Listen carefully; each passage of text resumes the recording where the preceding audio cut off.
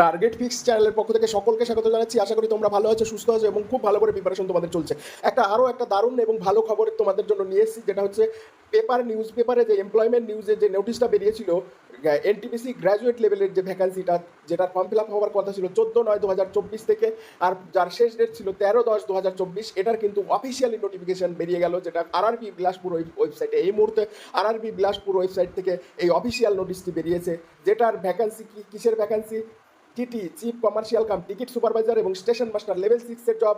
35,400 যার হচ্ছে basic pay থাকবে, আর বয়স থাকবে 18 থেকে 36 বছর পর্যন্ত। আর মোট ভ্যাকান্সি 730টি স্টেশন মাস্টার এবং টিটির ভ্যাকান্সি।